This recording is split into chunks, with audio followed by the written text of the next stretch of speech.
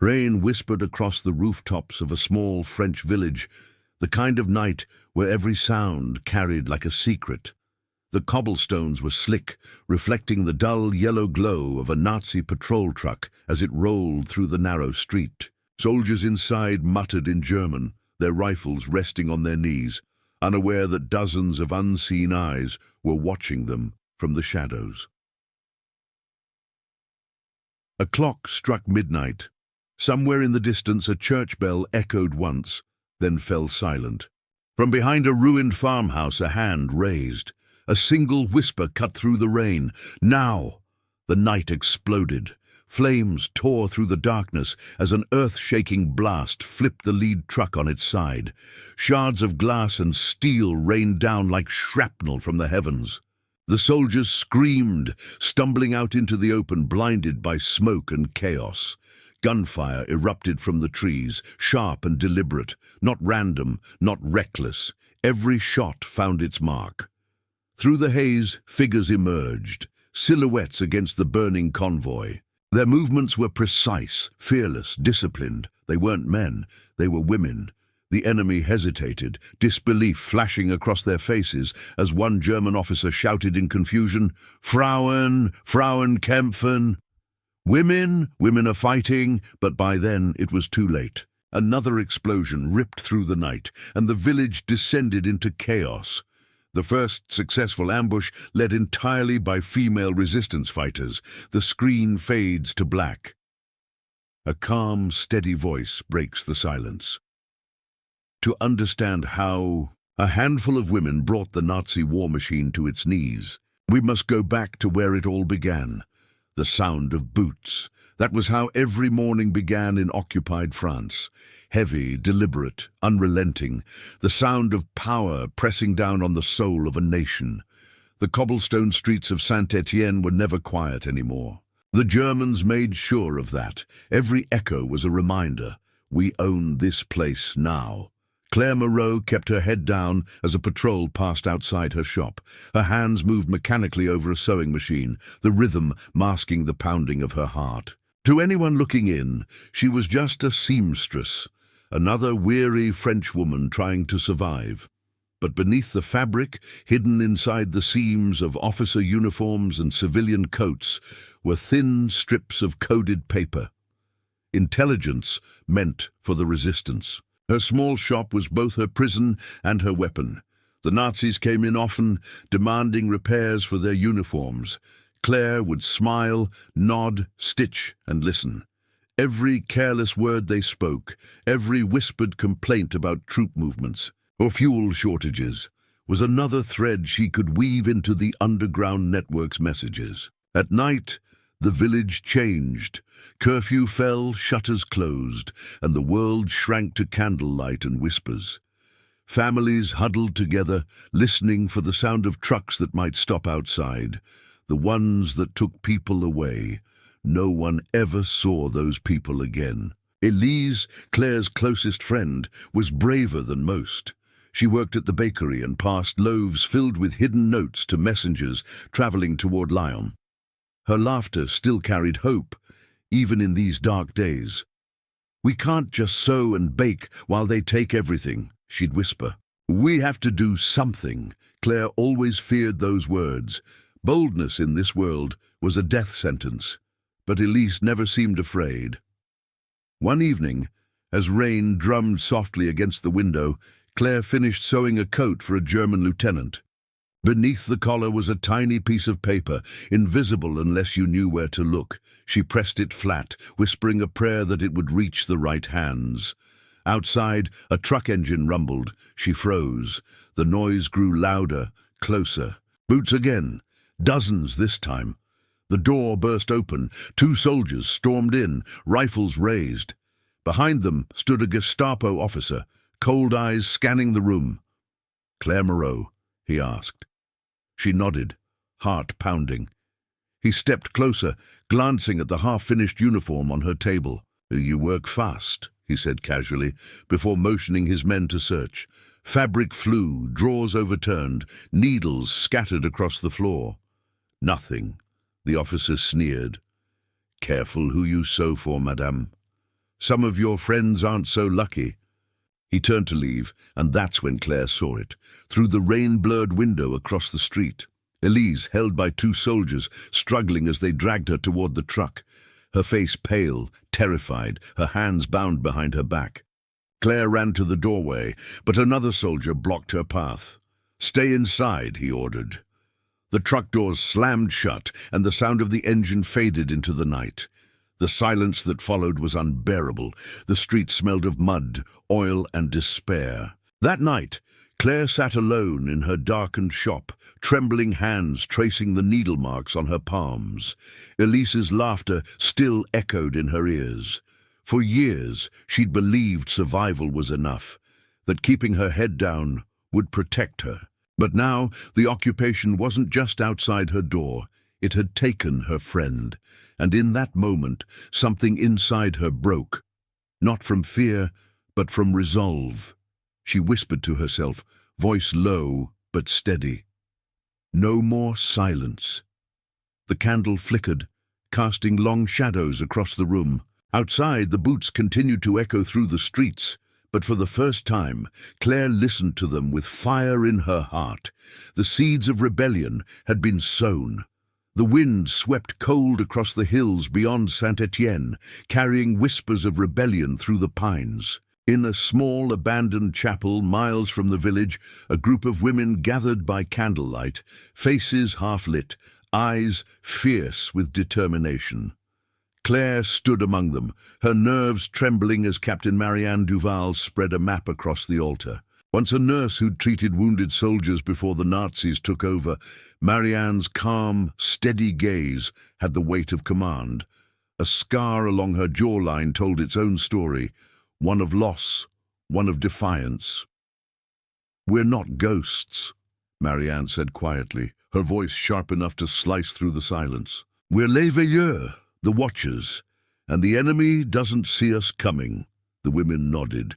Some wore patched skirts, others old men's jackets, but all bore the same hardened expression.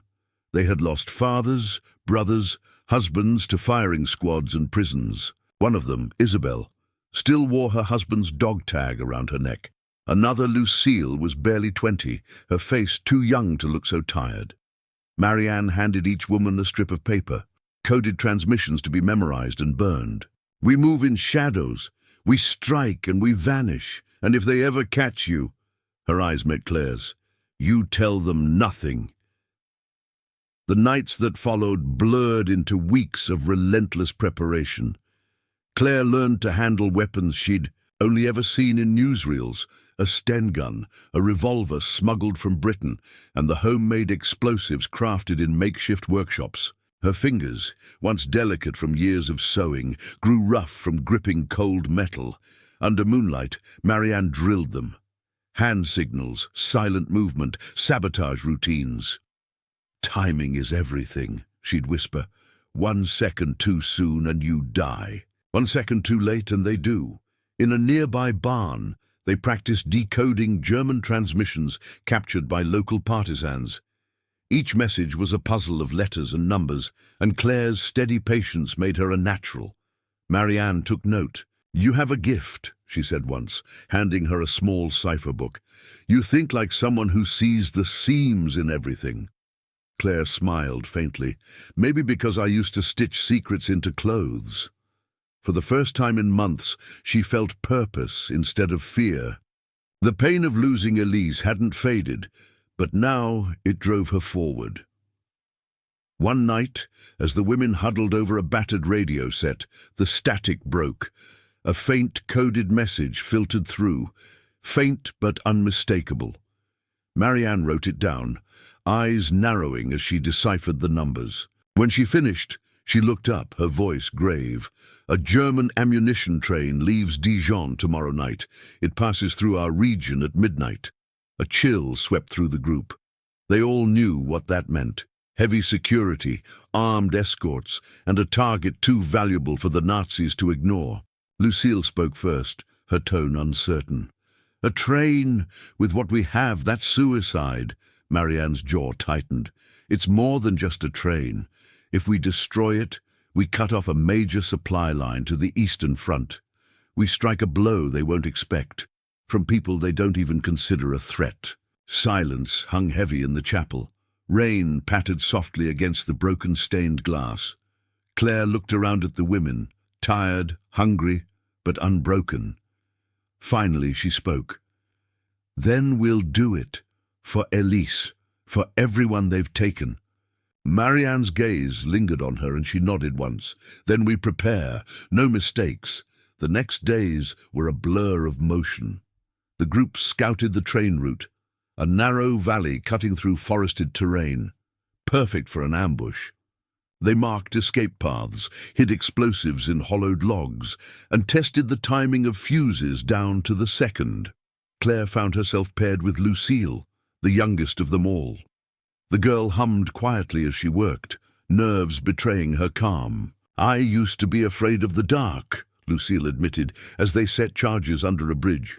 "Now it's the only thing that hides me." Claire smiled softly. "Darkness can protect us if we learn to move with it." By the fourth night, everything was ready. The explosives were hidden, their escape routes memorized, their disguises prepared. Claire sat outside the chapel, the forest alive with the sound of distant thunder. Marianne approached, lighting a cigarette, her hands steady despite what awaited them. "You don't have to come," she said.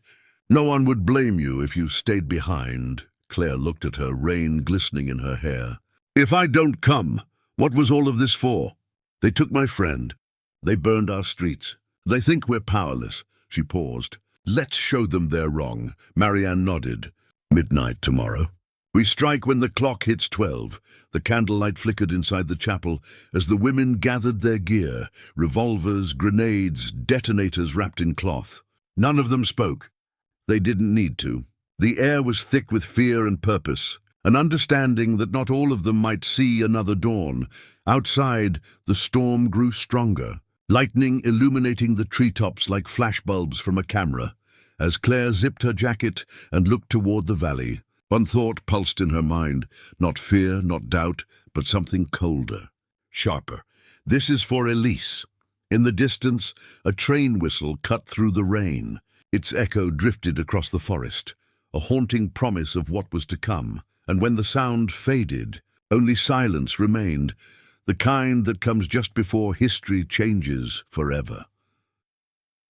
Night fell like a held breath over the valley as Les Veilleurs moved into the planning room, a low stone cellar beneath an old mill, walls damp with moss and time. The map Marianne had spread across a wooden table smelled faintly of smoke and dust.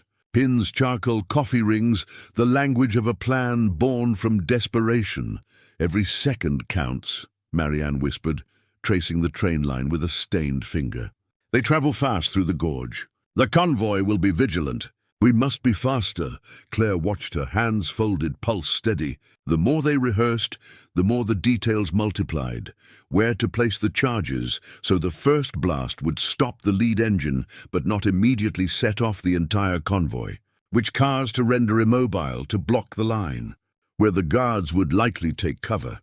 They catalogued German routines, how often they signaled where the sentries walked, the cadence of their boots. Each ritual became a data point to be turned against them. Over the next 3 days, the women divided into cells. One team forged documents, false passes, a damaged uniform here and there, a tote bag stamped with counterfeit German insignia. Marianne supervised the forgeries herself, her eyes cold and exacting. "If a patrol asks for papers, we give them certainty," she told them. "Hesitation kills." Another team rehearsed the sabotage. They hollowed out logs and hid explosives within, wrapped with blankets to muffle movement. The crude detonators were tested with the mechanical precision of surgeons. Claire's fingers, once used to find stitches, threaded wires and tightened screws with an almost religious focus. Each wire she touched felt heavier than the last, laden with the weight of lives that might depend on its integrity. But as the plan sharpened, so did the edges of fear. Rumors crawled through the group like a cold draft. A supplier had been arrested in Lyon.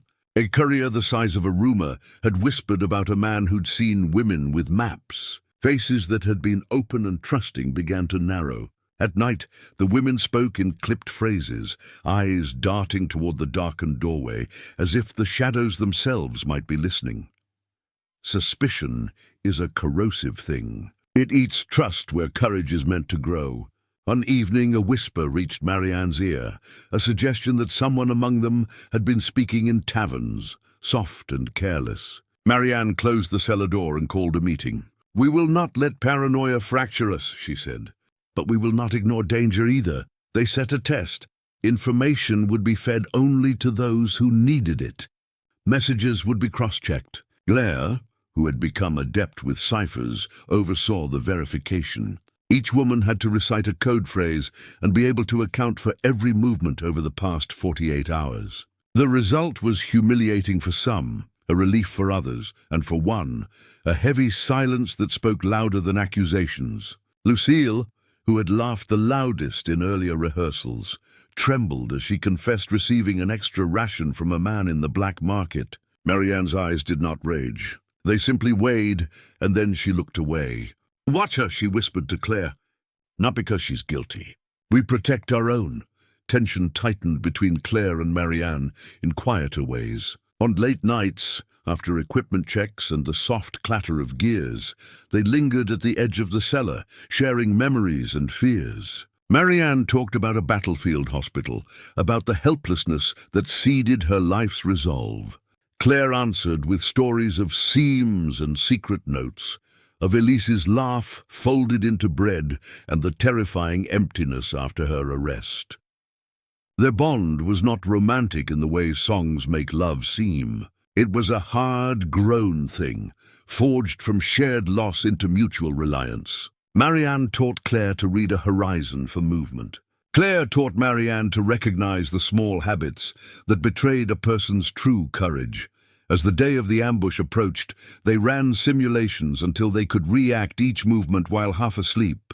They practiced signaling with mirrors, learned to disassemble and reassemble rifles in the dark, and timed each fuse to the heartbeat of a clock. They rehearsed, extracting a trapped comrade under fire, mounting a retreat, and, worst of all, leaving someone behind if they were certain she would pull the enemy back on top of them. Those were the nights when the cellar's silence felt like a witness to secrets no one dared speak aloud, yet beneath the fear, something else thrummed, a fierce, incandescent hope. The women imagined the train derailed, ammunition blazing, supplies gone up in smoke, a wound in the German supply chain that might give Allied troops an edge, however small. They imagined the faces of their captors momentarily unmasked by confusion and fear. They imagined Elise's name said out loud, spoken like a prayer and a promise. On the eve of the operation, Marianne gathered them all. "We could be captured. We could die," she said, voice steady. "None of us will pretend otherwise. But they believe us invisible. They believe our hands are only good for sewing and cleaning and comforting. Tonight, we will correct that mistake." Claire looked at each of her comrades, Isabelle with the dog tag, Lucille with the youthful determination, Jeanne, who never spoke of the husband the Nazis had taken. Their faces were lit by a single lantern, shadows making them look older, braver. She felt fear like a presence at her shoulder, but it no longer controlled her. They slipped into their disguises at dusk, shawls pulled low, aprons fitted over ragged skirts, baskets concealing tools that could free or doom them. The forged papers were pinched into hands that had once folded lace. The explosives were snug in hollowed logs, strapped to saddles. They moved like craftsmen carrying fragile gold. As they filed out into the night, the mill door closed softly behind them, and for a moment the world felt like an organist holding a chord, charged and waiting. The plan lay mapped in Claire's mind, each step a stitch toward the fabric of the night. Somewhere in the darkness, a dog barked once and stopped. A distant engine growled like a waking animal. The valley held its breath, and in the hollow of that waiting came the single, inexorable thought that pushed them forward. There is no going back. The night was colder than any before it, the kind of cold that cut through fabric, through flesh, straight into bone. The forest was a wall of black and silver, moonlight catching on frost-covered branches. Somewhere below, in the narrow valley, a stretch of rail gleamed faintly under the pale light. The air smelled of pine, damp earth. And waiting, Claire crouched low among the roots of an old oak, her breath shallow. Around her, the others were silent silhouettes, women made invisible by shadow and purpose. Their hands trembled not from fear, but from the magnitude of what was about to unfold. Marianne moved among them like a spectre, checking watches, whispering final instructions. "Remember the sequence," she murmured. "First charge stops the engine. Second blocks the rear car. Third, only if we need to disappear." Claire nodded. She knew her task by heart. Ignite the charge under the bridge and signal when the front engine reached the marked point. The timer would allow them only seconds. Every motion had to be exact. At 11:57, the wind picked up. A long, low whistle moaned through the valley, distant but growing. Marianne raised her hand. Positions. The women melted into darkness. The forest became a heartbeat, steady, suspended, listening. Claire pressed her ear to the cold ground. She could feel it before she heard it, the deep, rhythmic tremor of machinery, the pulse of iron wheels grinding toward destiny. Merry sign, time slowed. Through the trees, the faint light of the German convoy appeared. Trucks escorting a locomotive hauling its precious cargo, crates of ammunition, fuel and weapons bound for the front lines. Soldiers sat in the back of the trucks. Their laughter carried faintly through the night. Midnight.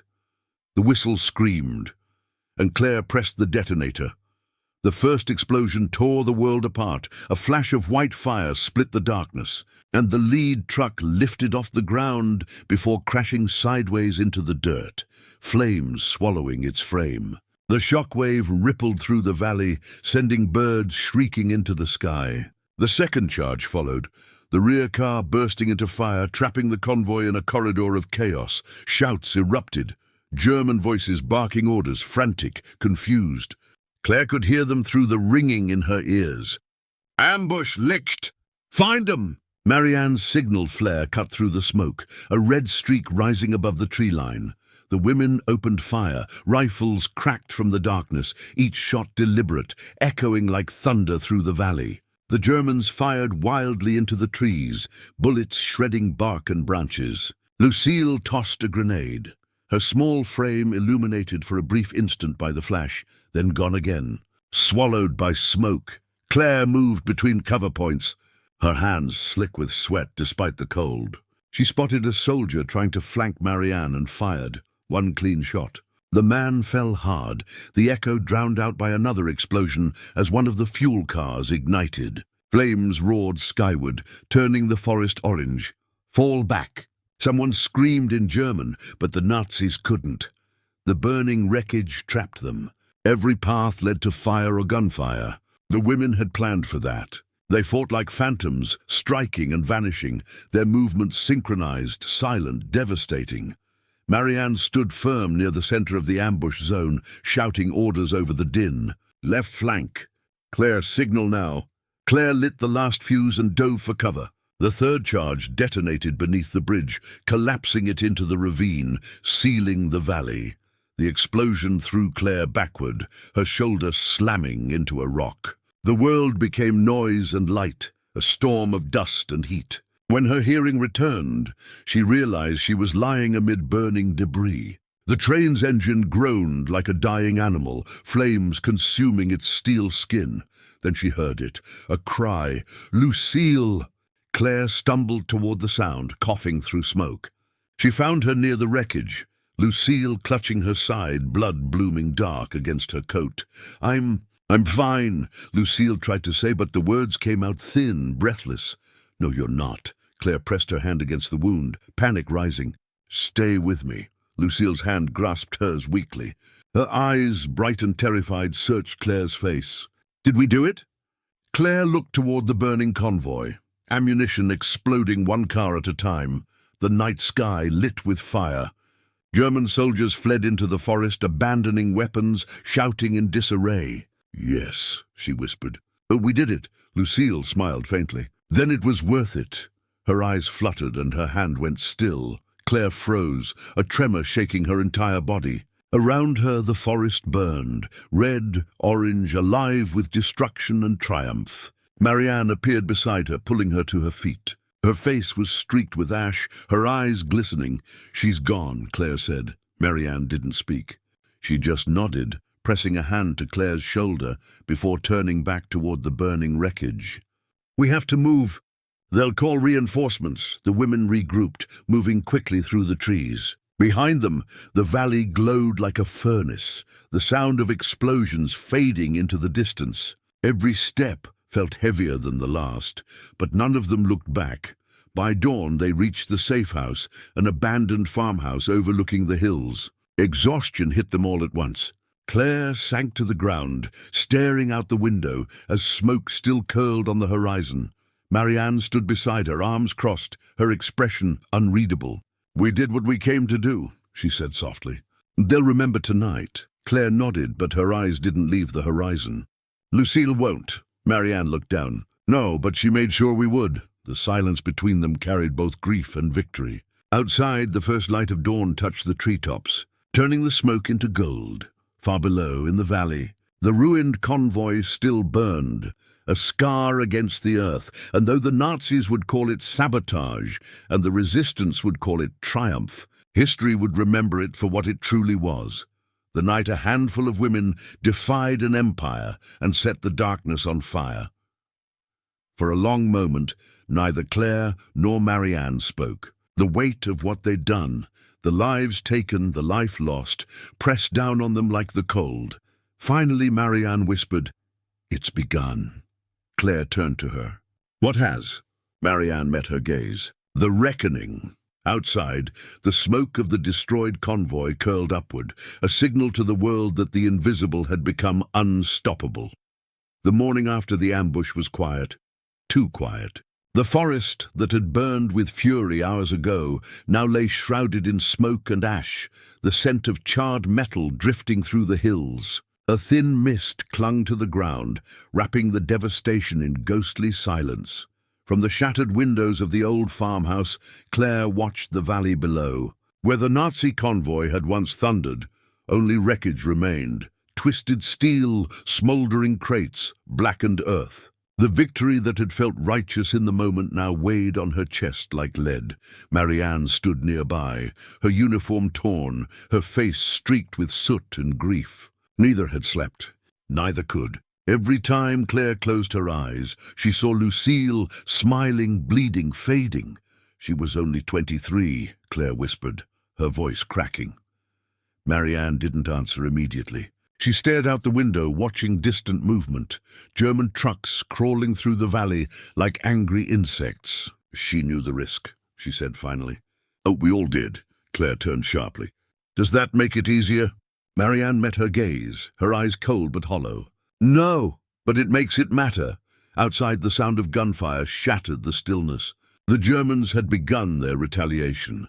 Word of the midnight ambush had spread faster than the smoke. By dawn, every village in the region buzzed with rumors, whispers of the women who struck back, the ghosts of the forest, the female fighters who made the Germans bleed. To the villagers, it was a miracle, proof that the occupiers were not invincible. But to the Nazis, it was humiliation, an open wound to their authority, and so they answered with brutality.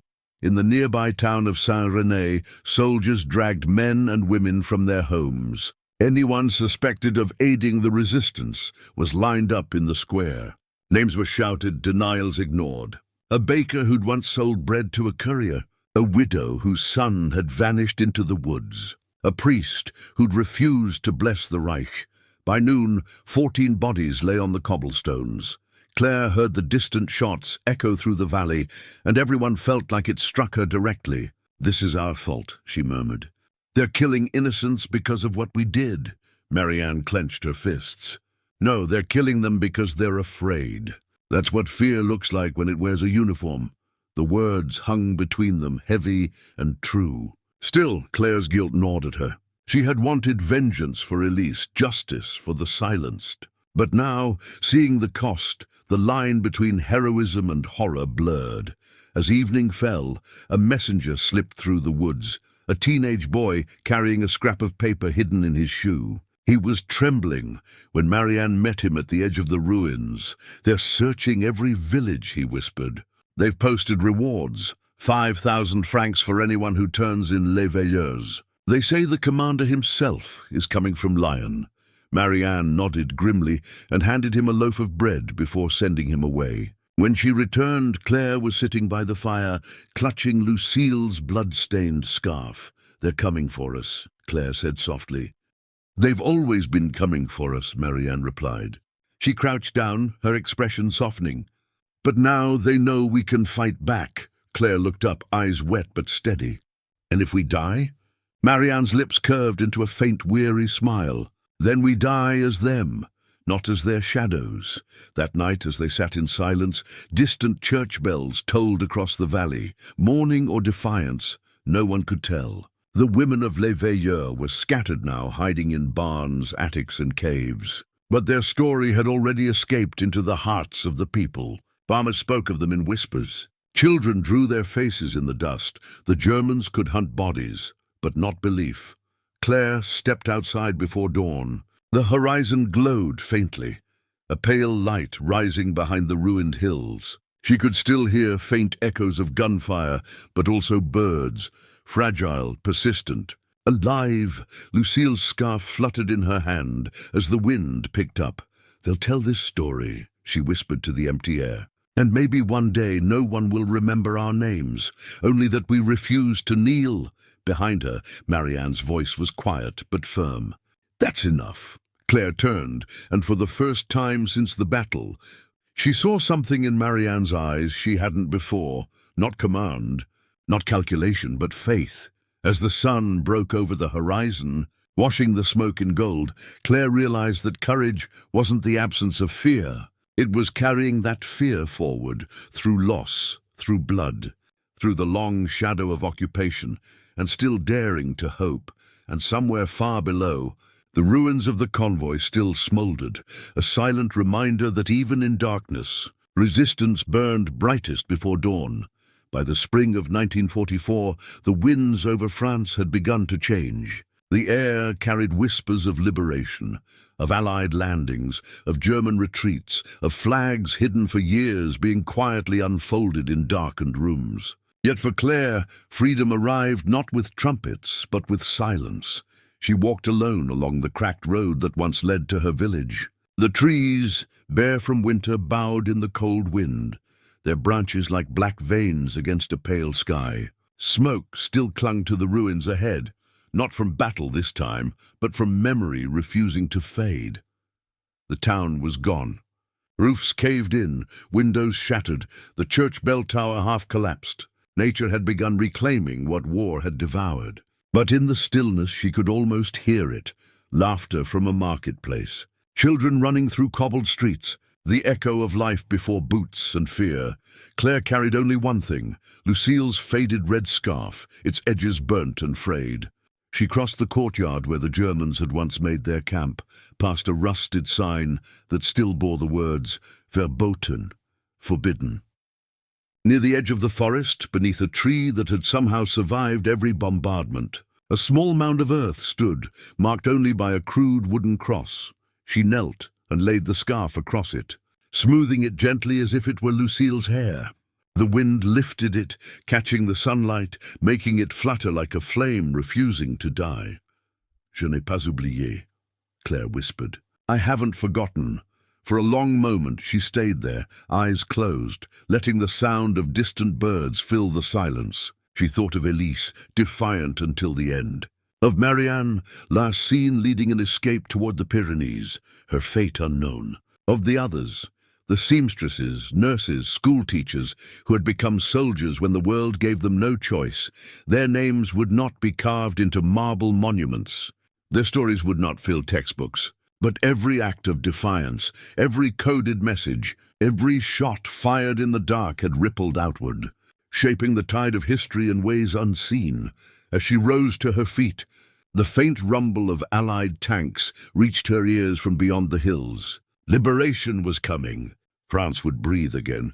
But freedom, she knew, had never been free. The camera pulls back, and Claire, A lone figure standing among ruins, her hair stirring in the wind, the scarf still dancing on the grave. A soft voice begins, calm, reflective, resolute. History remembers battles fought by armies, generals, soldiers, and flags raised in victory. But sometimes it's the quiet defiance of a few, the unseen, the unheard, that changes everything.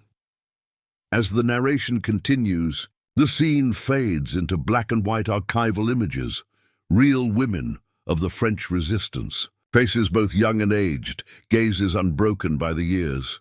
Women carrying messages under loaves of bread, nurses tending to wounded partisans, fighters crouched in the woods, rifles in hand, courage in their eyes. These were the women who fought in shadows, the voice continues, who risked everything not for glory, but for freedom. The final image lingers, a group of female resistance fighters standing arm in arm beside a liberated village, a tattered French flag waving above them.